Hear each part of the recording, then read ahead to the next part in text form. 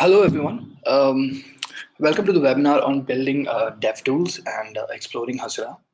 So, for those of you who have attended our previous webinars or know of us, unlike our previous webinars, we're going to code very less during this webinar, and rather we're going to go over what the hackathon is about, what to keep in mind while building dev tools, and exploring the various features offered by Hasura. So. Yeah. So hey, I'm Jason, and I work as an engineer at Hasura. Um, and so let's talk about what Hasura HackDev is, right?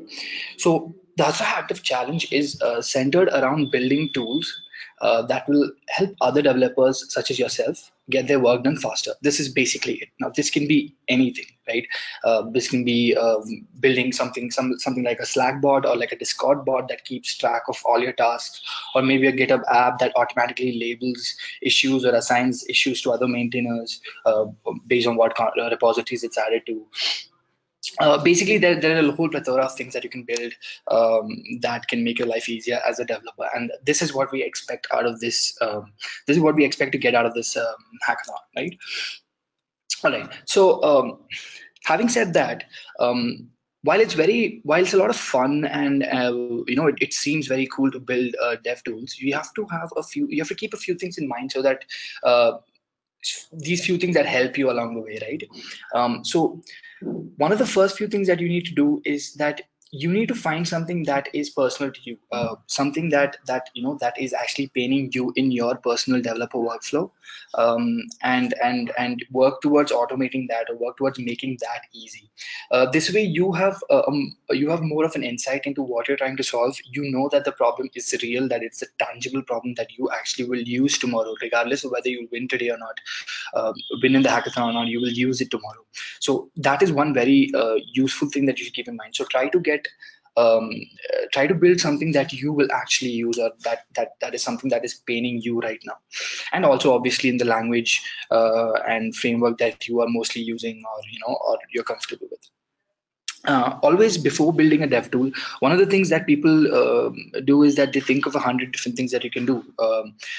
Instead, always start simple. Start at solving a very simple and a straightforward problem, and then improve your tool feature by feature, taking every use case one at a time. This is also very good because then you can version your product to in an incremental way and actually um, get ahead building a good product, right? And at every step or every version, you will have a working product that you can always show and get it tested and whatnot. And also in this way, you will not be stuck trying to build 100 things at once. And finally, always remember that you are building a developer tool. You're building a developer tool, not a user-facing tool, not an everyday customer. It's a developer, and developers are very particular about what they like and what they don't like. So you have to make sure that either your problem is so tough that developers will just use it regardless of whatever you do, or the integration to use your tool has to be seamless, or it has to be very easy to get started with your tool. These are the few things that you should keep in mind while building a tool. Um, and and uh, and some of the things that you should never do is overcomplicating the tool. You should always try to be simple in solving tangible problems. And also, for the purpose of this hackathon, you have to ensure that you use at least one Hasura API, and also use Hasura for deployment if that is required. We'll come to what Hasura is and what are the features that are given by Hasura in a bit. But this is just for the rules of the hackathon. All right. So now let's move on to what Hasura is. So Hasura is basically a developer tool or a developer platform that helps you build applications super fast. How does it do this? Hasura provides you a number of features out of the box. To list a few would be authentication. So basically, you don't really have to worry about writing your own authentication logic and whatnot. You're given sign up, login endpoints. You can do social login. You can do login with GitHub, login with Facebook, etc. Right. Moreover, you also get a Postgres database out of the box, which is deployed for you on the cluster. And this Postgres database, for every table you create on it, you instantly get GraphQL APIs on it. So you don't have to write your own GraphQL queries. You can actually take advantage of the various GraphQL tools out there like Apollo and whatnot, and build your app. Hasura also provides a file store service which you can use to upload and download files, something like Amazon AWS. And finally, deploying on Hasura is as easy as performing a Git push. So just like how you would push to an origin, like a GitHub repository, just when you would say git push origin master, instead you would just do a git push certain remote name, in this case Hasura, or a remote name that you've given master, and that would just deploy your app, right? Now we can actually take a look at what this means and how you can get started with Hasura, and what we can explore the various things that come with Hasura. All right. So before we begin, you have to ensure that you have downloaded the Hasura CLI tool. So for that, you can just click on Get Started here, or you can just go to our docs, click on installing the Hasura CLI, and basically install this. Once you have done that, you will have Hasura running on your machine like so. It's a command line tool that you can use. Next thing is that you have to log in into Hasura. So enter in Hasura login, and make sure that you log in or sign up. So if it's the first time, then you will be signing up. Once you've done with that, we can start with a basic Hasura project. So I'll tell you what Hasura project is once you've gotten it. So you can run a command called Hasura quick start base. Okay, so what this command does is, firstly, it gets you a basic Hasura project, and basically creates a new directory in your current directory, in my case in desktop, called base, and copies or clones that Hasura project into your directory. The next thing it does is it creates a Hasura cluster for you. So a Hasura cluster is basically um, a cluster that is running either on any of the cloud providers like DigitalOcean, AWS, or whatnot. It has Kubernetes in it, and what you can do is it has a bunch of services running on it by default. We can actually take a look at what that is in a bit. And so in this case, it's created a free cluster for us. So the cluster is basically something that in which you can deploy your services. So in this case, if you're writing a webhook or like an API, or creating a web app, you will actually be deploying these apps on as services on the cluster, right? The next thing is that it also, as I said, it creates a free Hasura cluster for us. So the name of the cluster is this. And secondly, it makes sure that this base repository is a Git repo. So let's check that out. So as you can see, it's already a Git repository. It is added. It has added Hasura as a remote. So this is where you'll be pushing to deploy to this cluster, and that's about it. So to make your first push, as I said, it's simply like pushing to Git repository. So in this case, what I would be doing is I cd'd into base, and I am going to add and commit my project files. So I'm going to call it initial commit, and I am going to do a git push Hasura master.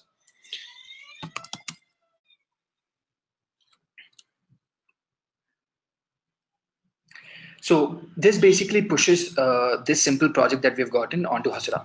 Let's take a look at what this project consists of before we go any further. Just opening. Oh, I forgot to press enter. Okay, so we have.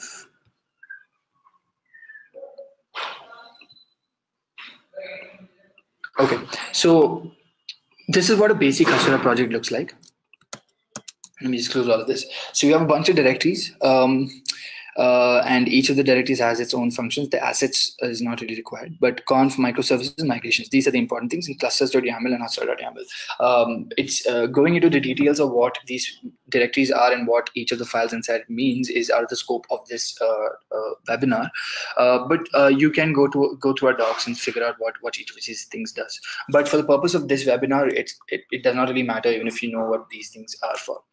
Right. All right. So at this point in time, we have deployed a basic Hasura cluster, deployed a basic Hasura project onto our cluster, and that's about it. So now, let's say we're building something like a GitHub webhook or something that requires an API, right?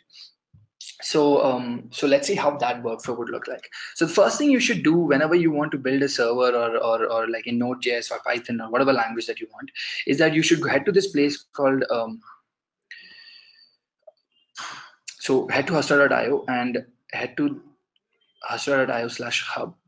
So Hub is basically a place wherein we have a lot of these Hasura projects, which with other mods in it. So you'll be able to find almost anything that is ready to deploy. So for example, if you want a Facebook bot, you can just search for Facebook bot and you would find that, or you want a Slack bot. So these are all ready to deploy projects with good documentation, which you can just use and basically use to build your own app, right? So in this case, what I want to show is a very simple Node.js app. So I'm going to just type Node.js and look for one. So always look for one with Hasura, because that is the one officially supported by us, and the other ones are contributions made by other users of Hasura. So in this case, I want to use.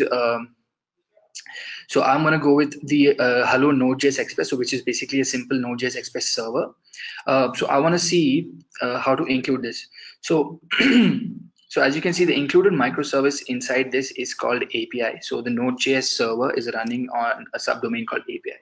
So to include any project, any services from another project onto your project, you will have to run the following command. So ensure that you are inside the Hasura project, and you can do before that, I would also like to show you the current microservices that are there inside your project. So 1 second. So hit Hasura microservices list inside your project, and you will see that there are a bunch of services running. These are all the services that are running, that are provided by Hasura. We'll get to what these are later. But for the time being, so as you can see, there are no user-defined services, right? So what I'm going to do is I'm going to say Hasura MS or microservice. You can type anything. Clone. So I'm going to clone the microservice called API from this project. So I'm going to say Hasura clone from Hasura / hello Node.js Express. There are a bunch of other instructions that are provided to us. So basically what this does is that it adds a new microservice inside a microservice directory called API. This is basically the one copied from the Hello Node.js Express project that I just showed you from here, right? The next thing we have to do is we have to expose this project onto an external URL, something like this, right? So the auth service runs on the auth URL and whatnot. So for that, you need to just copy this command. So this will basically add it as a route. The next thing is that, as I said, deploying on Hasura is performing a simple git push, right? To enable that, you also need to provide some sort of a configuration, which is what this command does.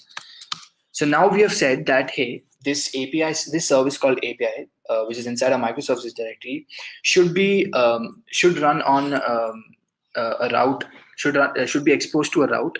We'll see what that is, and also should be deployable via git push. Right, so that's what these two commands do. We can come and check what the what we have edited in conf. So first thing we can see is this. So this is one route that we have, which runs on the subdomain API, and on port 80, right? Next thing is ci.yaml, which is what we did for the git push. So we're saying, hey, we have a service called API, and the Docker file for that is here. So we don't need to concern ourselves with what this is. You can read the docs to understand what this is. But as I said, you really don't even need to know what this is to do what I'm trying to do in this case, which is to basically deploy a Node.js server and have it running in a publicly accessible URL over HTTPS, right? I don't really care about anything else in what works. So in this case, I'm just explaining what this is, but you don't really need to know this to get your app to work. All right, so so now that we've made our changes, added a microservice and things of that sort, let's deploy this. So we are going to do a git add, git commit, m added API Node.js Express MS, right, and git push Hasura master. So the first time you do a git push with a new service, it's going to take a little bit of time because the Docker file is going to get built. But every subsequent pushes are cached, so only the changes that you've done will get rebuilt. So subsequent pushes will be much faster. All right, so as you can see, it is syncing our app and it's adding our app to the service. In the meantime, I'm open to taking questions if anybody has any. Is it video based or audio based? How to mute?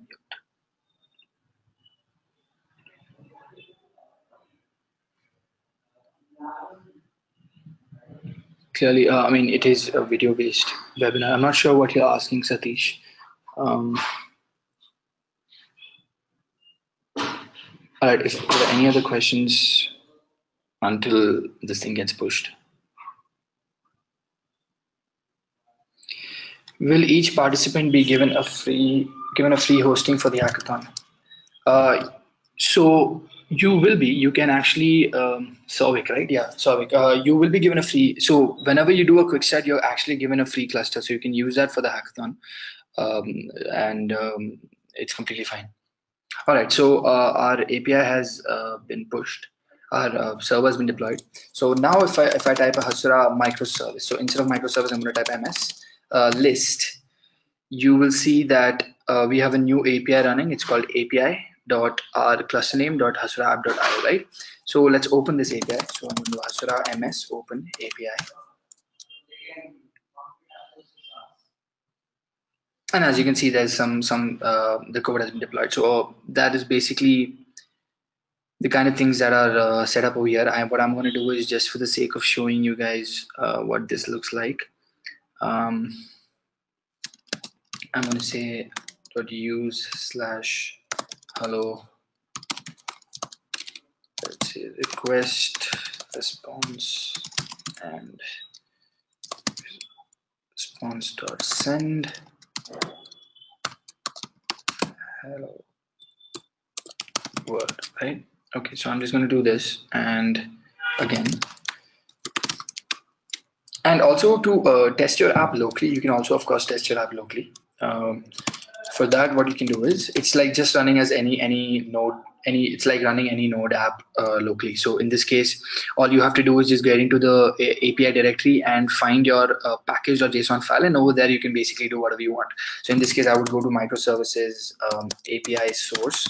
This is where my package.json is. I have to install all my dependencies first. And after that, if I run this, I have something running on port 8080. We can check that out. Port 8080, right? And I had created a new route, which was /hello. And as you can see, it works locally. So now let's push this. Okay, and there's also node modules that we should probably ignore. So I'm gonna say, right, and all right. So now again, I'm just gonna give it any commit message. Ideally, you should give very good commit messages, but yeah. All right, so we're pushing it again. Hopefully this push will be much faster than the previous one. Okay, so that's built. So now if we go back here and refresh the page. Okay, so that's done. If I type hello, and you will see that a new API is new route has been deployed. All right, so this is how you would ideally go ahead and deploy a server or a service on Hasura, on the Hasura cluster. These are particularly useful if you have to write webhooks or so for example, like if you were to create a GitHub app, then it requires, then GitHub basically whenever an event happens on a repository, it basically pushes that event onto a webhook URL, right? And that has to be over HTTPS, has to be over SSL, right? So deploying on SSL is quite helpful in this case because you get these automatically. So it's as simple as this. So in this case, if I provide this endpoint to a GitHub webhook, then I will receive all my endpoints over there, and I can do basically whatever I want based on the dev tool that I'm building, right? So this is how deployment works.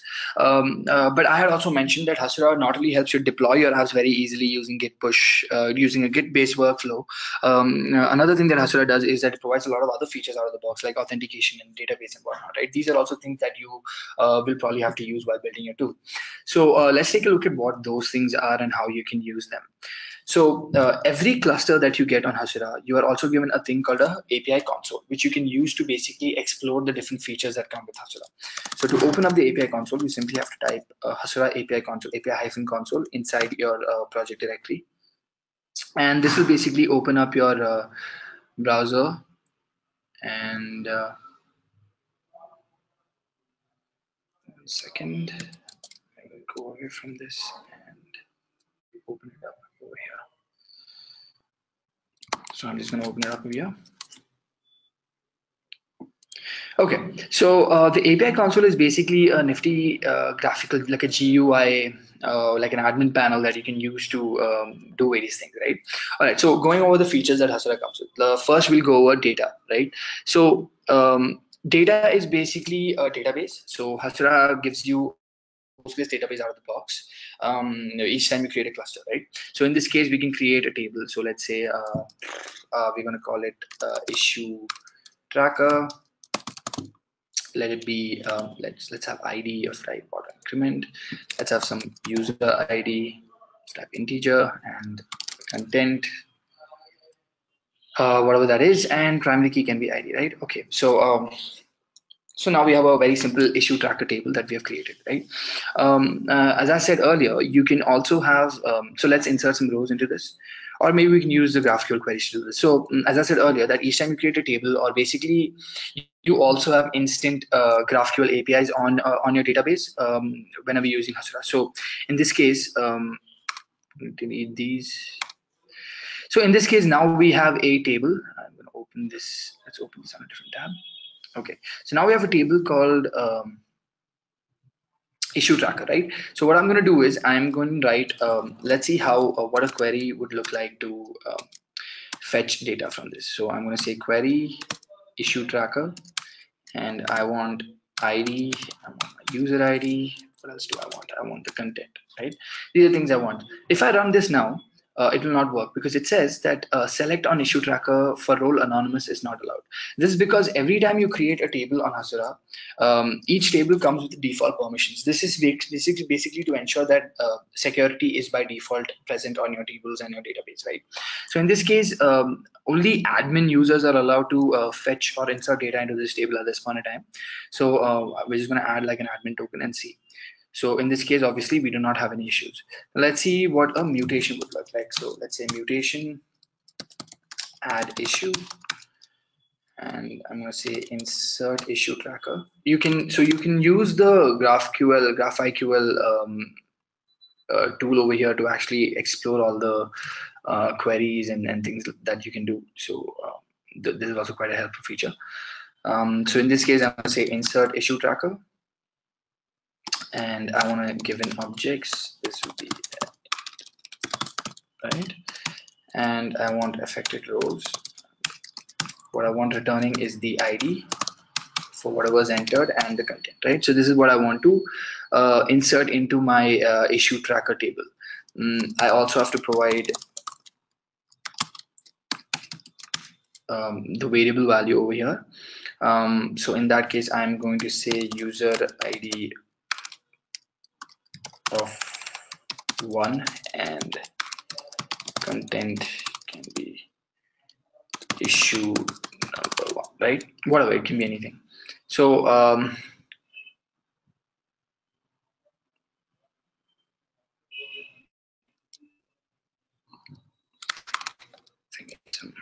yeah.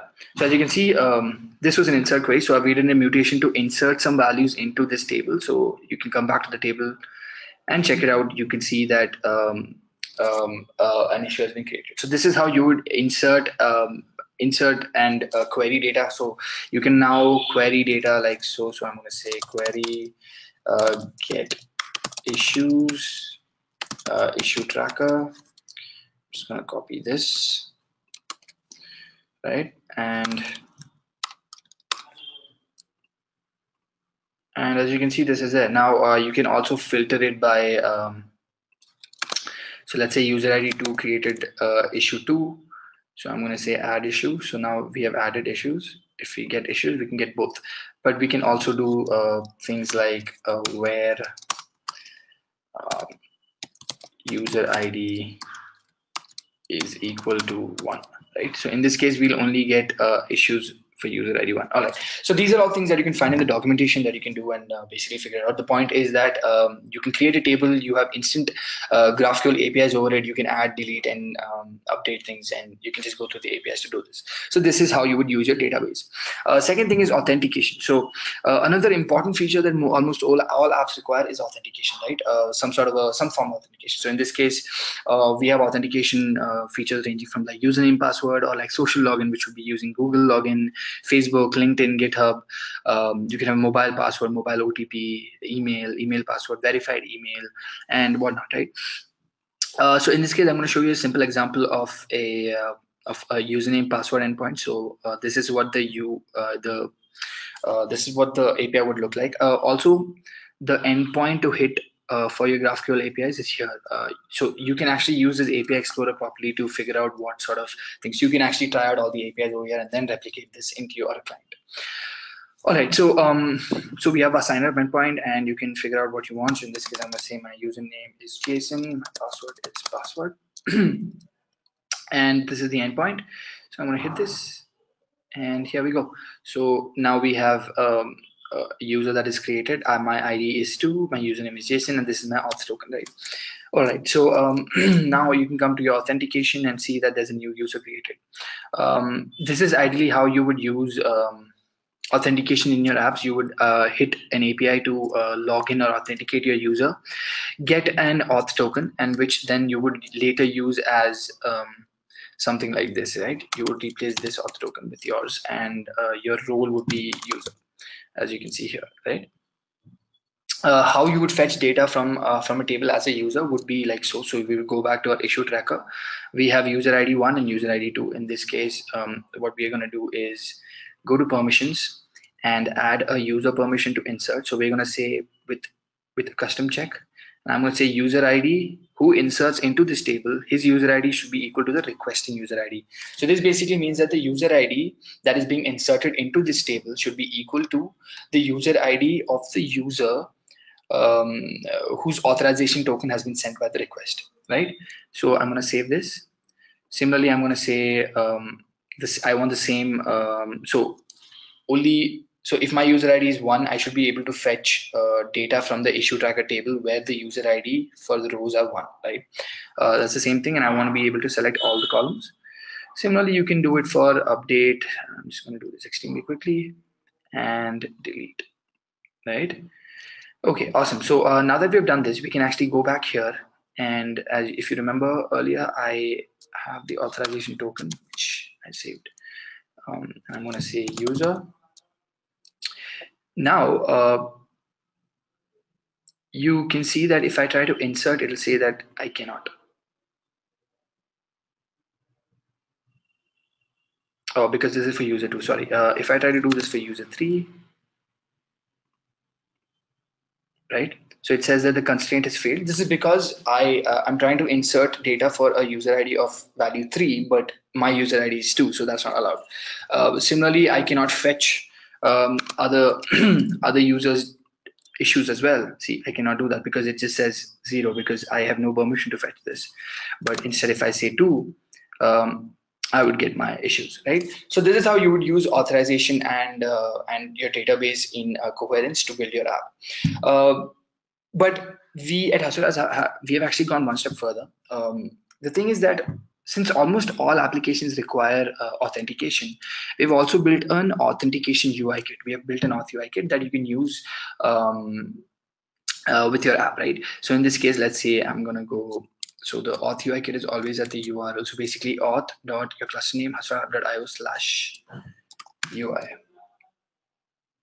Right, so this is like a auth UI kit that has been built. So what happens is the auth UI kit basically takes a redirect URL, and so after authentication, it basically routes you to the URL that you've specified. So in this case, what we are going to do is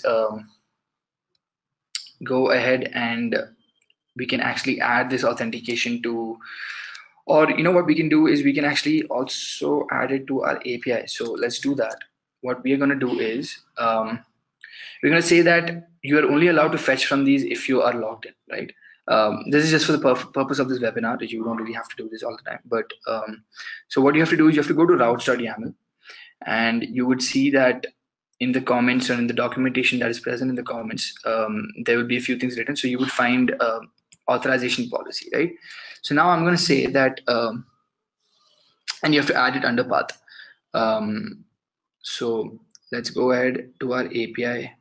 Let's add this, and let's uncomment, and okay. All right. So now I'm saying restrict this API to everyone with user role, and if that's not provided, then redirect to the auth UI kit, right? You can do this. So just to show you how this is working. So if I go to API right now,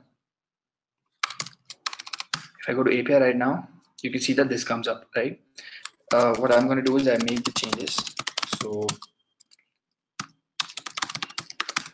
also, migrations are another thing. So each time you make changes to your database, these get stored as migrations in a local directory, which you can also commit. And then this makes it easy to actually move from a cluster to another cluster. So let's say this is your development cluster and you want to move to a production cluster and deploy all your changes there. It'll be very cumbersome if you have to go and create all these tables and all these nonsense again, right? So what you can do is what we have done is that there are migration files that are created, which you can just use. And so now you can simply just add another cluster to this project and then deploy this project to that cluster, which will also work, right? All right, so now what I'm going to do is I've added the authentication to my route, to my API,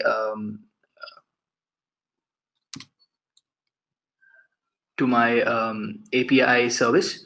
And what I'm going to do next is push this, right? So we're going to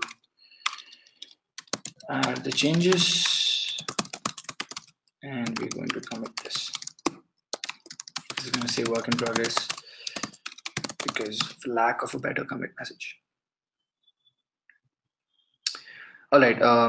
So while this push is happening, does anybody have any questions or any doubts regarding what is going on, or if I've missed out something?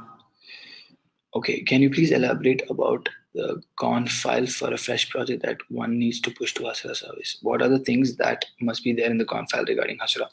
So Souvik, as I said, if I don't know if you started from the beginning of this webinar, I actually started with a very fresh Hasura project. Um, uh, if you would like to know what each of the conf file means and what they do, you will have to go read the docs. I can provide the link for it over here.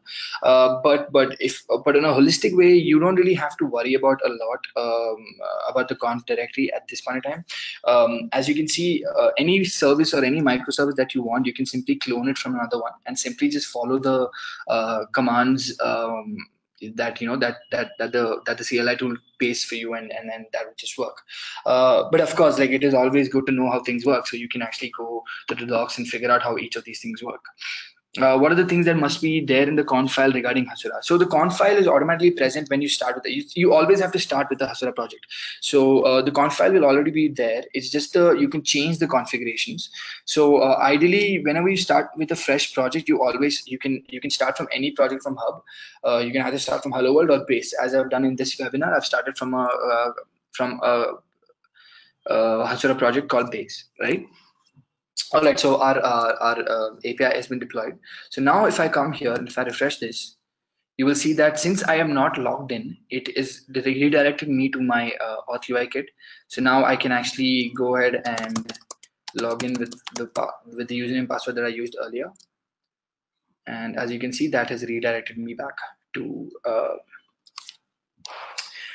our app, right? So this is how you would use the auth UI kit and your services in conjunction to build your app.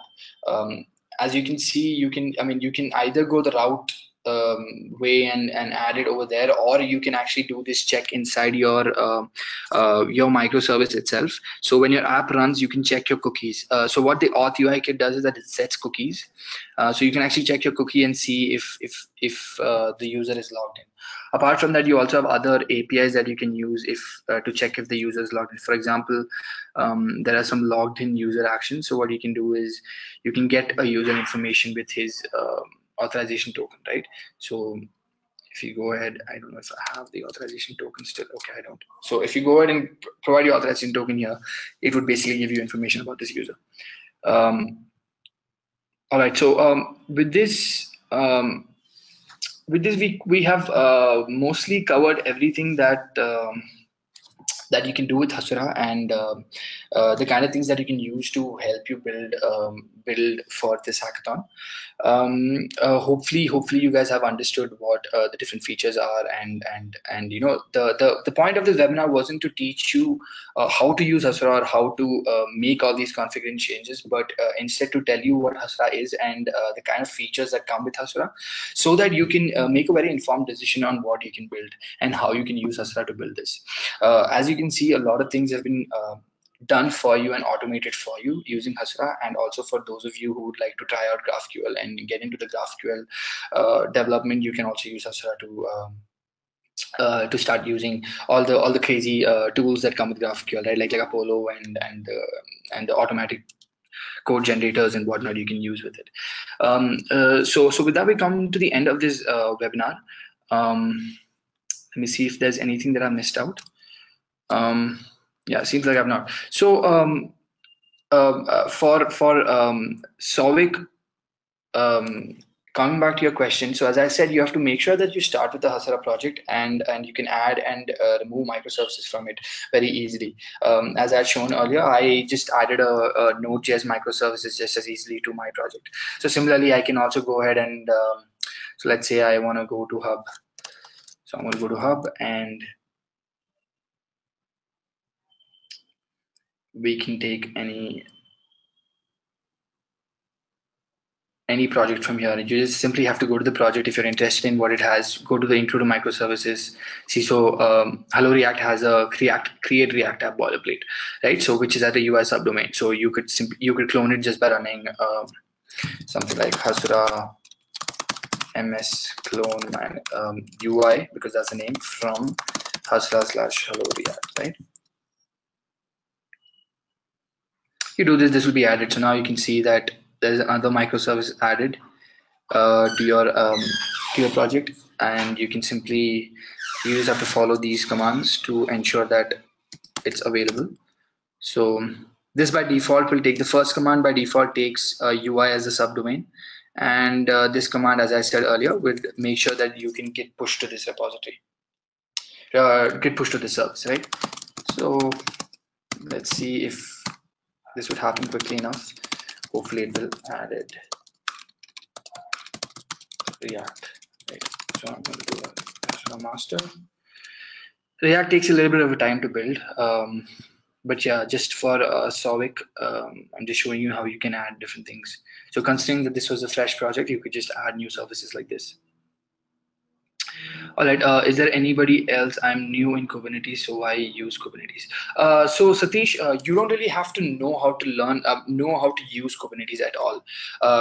As a matter of fact, we take all of that work out of your hands, and you only have to take, I mean, unless you're a power user or a user who needs a specific use case solved, which cannot be done with the current workflow, then you may need to know Kubernetes. But that, almost in our experience, has not really happened a lot. And as for you, you only have to do a git push to deploy, right? I mean, that is probably everything that you will need to do. And you can find for almost all the stacks and for frameworks, you can almost always find it on Hub. And if you cannot find it on Hub, you can simply contact us on Discord or on Intercom or on Twitter, and our support team is quite interested in helping you guys out. So we quite easily make a quick start for you if that's what it takes.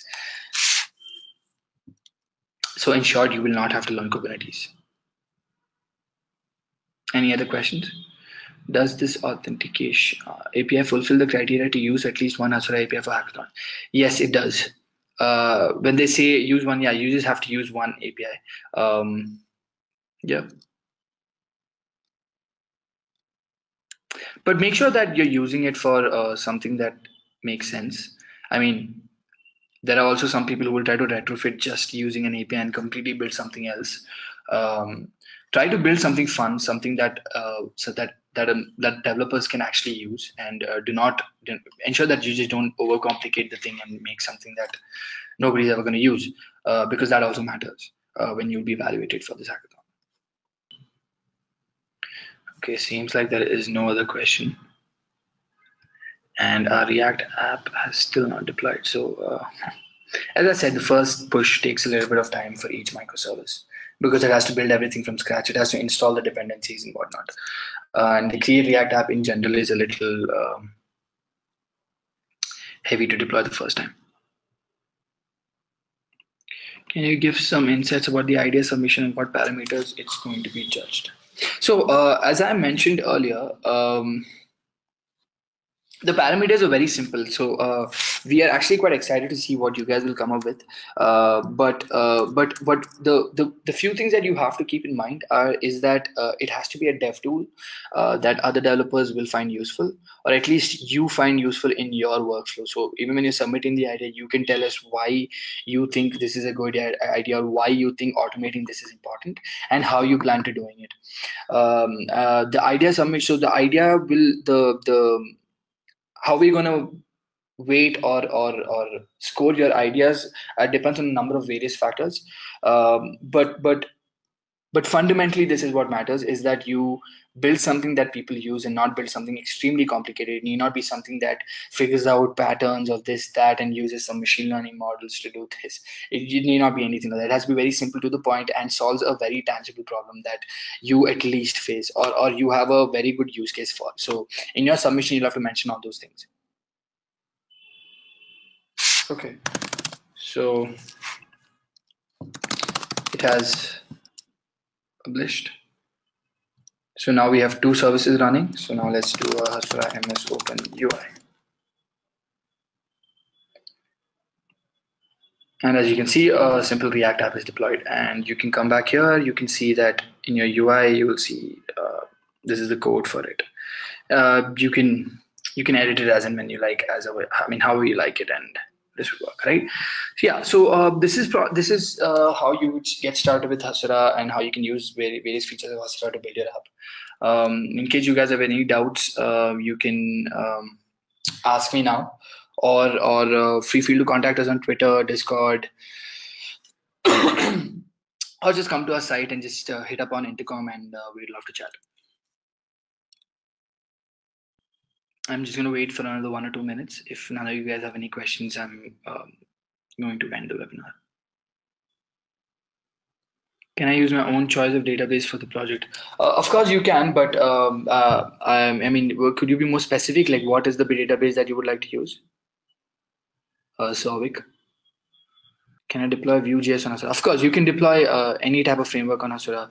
I think there's already there may be a quick start on Vue.js. Let me just check. We can check it out. Yeah, there's a Vue.js quick start. So you can just start with a hello Vue.js quick start. So you would ideally just take app from this, right? Yeah. Okay, Sovic wants to use Firebase. Yeah, sure. You can use a database of your choosing. There's nothing that's preventing you from doing that. But as I said, as I mentioned earlier, just make sure that you use at least one API from Hasura to be to qualify for the hackathon, right? Because that is an important thing. Can Hasura support applications for Java-based application with Vue-like front-end? Yeah, of course, as I said, right? So what you would do is you would deploy two microservices. One microservice would be a Java-based application, which would be your Java backend or whatnot. And you will deploy another microservice, which would be a UI, which would be Vue. And then you will just contact between these, you just have contact between these microservices from inside your Vue.js front-end. Right, so every microservice that you deploy will have a URL of this sort, which you can just use to query from your client. And in case it's a server side app, you can actually use the internal URL. I again, going into explaining what this is beyond the scope of this webinar. What you can do is read the docs for this as well. But to answer your question, you don't really have to worry about this. You can, from your Vue.js frontend app, you can query your Java backend just using these external URLs, whatever come up, right? So in this case, you will have some Java app, which will be whatever name, depending on the name of the service.